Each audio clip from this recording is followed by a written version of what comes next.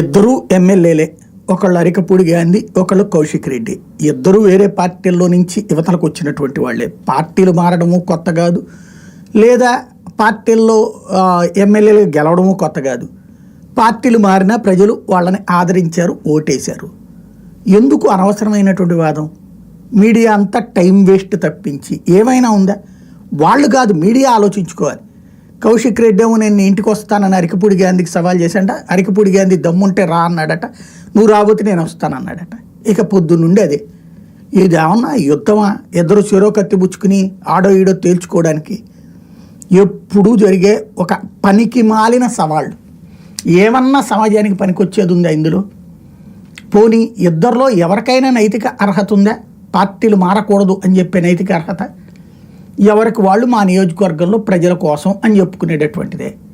ఆనాడు కాంగ్రెస్ నుంచి పోయినటువంటి వ్యక్తి కౌశిక్ రెడ్డి అయితే, ఈయన తెలుగుదేశం నుండి బీఆర్ఎస్కి వెళ్ళి బీఆర్ఎస్ నుండి కాంగ్రెస్కి వచ్చినాడు అరికపూడి గాంధీ. ఇద్దరికీ పార్టీలు మారడంలో ఇది లేదు.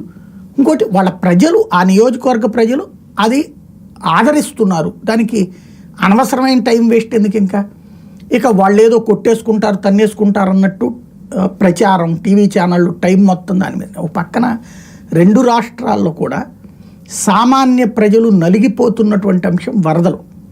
వాళ్ళ జీవితాలు చిన్నాభిన్నమైపోయినాయి, ఛిద్రమైపోయినాయి.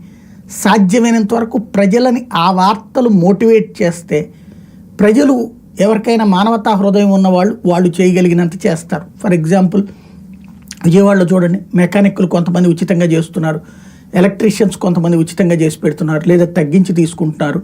ఇన్సూరెన్స్ కంపెనీలు సిన్సియర్గా పనిచేస్తున్నాయి.